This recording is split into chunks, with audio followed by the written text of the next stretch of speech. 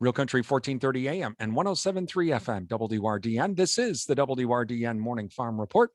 I'm Brian Winnekins, and joining us this morning is Amy Penterman. She is president of the Dairy Business Association, and we're going to talk about the Class 3 Plus proposal that DBA, along with Edge Dairy Farmer Cooperative, Minnesota Milk, and NSDA all got together with. That's the Nebraska State Dairy Association. And thank you to our newsmaker sponsors, including Osteoplastics, Synergy Co-op, A&J Agronomy, Wisconsin Farmers Union, Compere Financial, Animal Wellness Center of Buffalo Valley, and Annabis Silo. Amy, good morning, and thank you for joining us. Well, this proposal is kind of an outtake of what happened last year with the negative producer price differentials in Class 3, correct? Yes, that's correct. That kind of brought to light some of the challenges that were in our existing milk pricing structure. So now National Milk has come out with their own proposal. They're asking for a meeting with USDA to kind of take a look at the federal milk marketing order and how these Class 1 and Class 3 and prices are all developed, and also Class 4 as well. Why did DBA, along with the other groups, decide to put their own proposal together? We wanted to focus on a broader range. We want to try and encompass most of the farmers throughout the United States. And what we wanted to focus on where the gaps were. And we didn't want a short-term fix.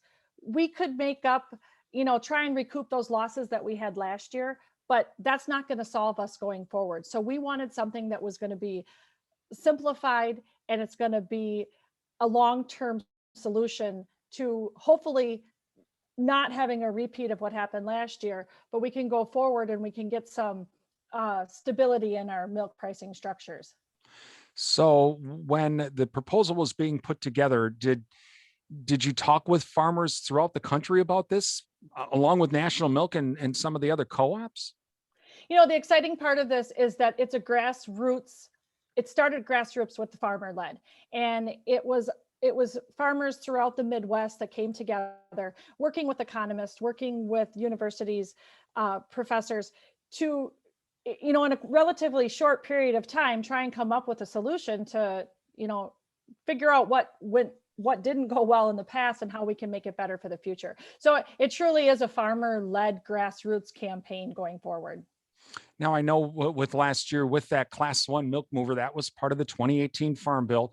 It hurt Class 3, but there were some Class 1 producers that did quite well with that. Did you talk with some of those folks as well about your proposal? Well, and what we've encompassed, like I said, working with our groups and trying to, knowing that how that affected milk pricing last year, and how do we move forward so we can make it sustainable for all milk markets and all different classes, so that we don't have that happen again. So we don't have one type of milk class getting paid more than another, or affecting it in a negative way. Talking with Amy Penterman. She's president of the Dairy Business Association this morning. We're talking about the Class 3 Plus proposal that has come out from DBA, Edge Dairy Farmer Cooperative, Minnesota Milk, and the Nebraska State Dairy Association. So Amy, tell us how the plan would work. What we're looking at is an alternative to tying the Class 1 skim milk price to the Class 3 skim milk price as an adjuster. And we're proposing to end advance pricing, which did contribute to the negative PPDs that farmers experienced last year. So the proposal would be a revenue neutral, which is more equitable for all of us that are involved. And we're looking into the future. We're not looking at what happened last year and trying to claw back and trying to recoup some of the money that we all lost with the negative PPDs, and put that in the past and learn from it. But let's try and go forward. And how can we have a long-term solution? Because a short-term solution would feel good right now to get all of a sudden get us money in our milk checks this year.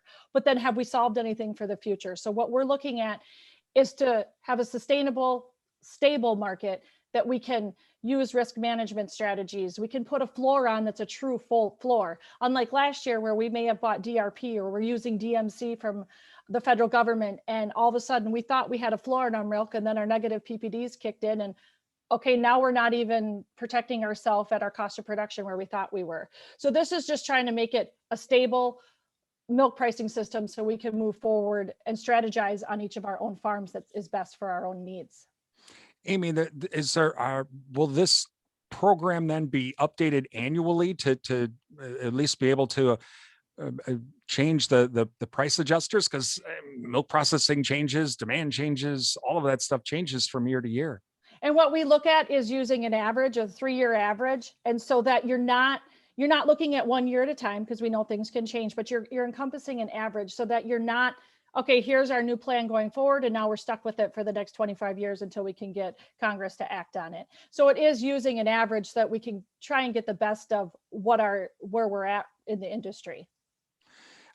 Does the program also talk a little bit, or at least try to address the depooling? Because that can be an issue too, and affecting the negative PPDs and all of and then it can sometimes make things worse. So has that been addressed with this plan? It has, and it's trying to eliminate that depooling and pooling, because that's where we got caught so much last year. And that's what creates so much volatility in the market. So try to level that out so we're not constantly having to go back and forth and eliminate that portion of it. Talking with Amy Penterman this morning, as she is president of the Dairy Business Association, talking about the Class 3 Plus proposal. So, Amy, as we move forward with this, what are you hoping to happen? Are you hoping that USDA will obviously give at least this serious consideration, but to try to move it forward? Yes, and we know that nothing is immediate, and so we have to have patience, but we also can't sit on it either. So we hope that USDA will hear us and that they will take it serious and understand what we came from and where we're trying to head to, and just get an open ear and hopefully make some changes for the good for the entire dairy community across our nation. While this also basically deals primarily, obviously, with the dairy producers and the processors to try to stabilize prices, what about on the consumer side? Would this help potentially stabilize prices in the dairy case as well for consumers? It does, and it really doesn't affect consumer prices at all. This just helps our processing plants and our farmers know what our price is going to be, a little bit better paid to us as farmers. And it doesn't affect the consumer side of it so that we can plan and move forward. Was there a concern, Amy, with just the nature of the milk marketing and the products? There's such an illiquid market. There's not a lot of trades every day, so it can be kind of hard to. That's how we sometimes get these wild swings, not only in Class 3 milk at the mercantile exchange, but with the block cheese and the barrel cheese. So is there some concern about the illiquidity of the markets in and of themselves? What this does, it levels it out again. So you're not pooling, depooling, you know where your pricing structure comes from. And so it's just going to make it level, and it's going to just be more consistent and less volatile. Finally, Amy, have you had a chance, have the four groups had a chance to talk with those on the House and Senate Ag committees about this?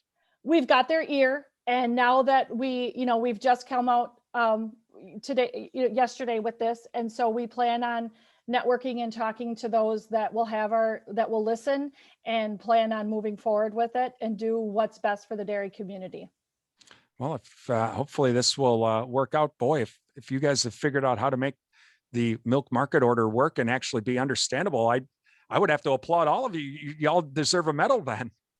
Well, and that's a lot of the challenges that go into this, is because as dairy farmers, we don't understand the complexity of how milk is priced. And I'm learning along the way also, and how complicated it can get. And so that's why utilizing our experts in the economists and our professors at our colleges and universities, it really does make a difference and helps for people, dumb it down for myself so that you can better get a grasp of it and know where we're headed and what we came from.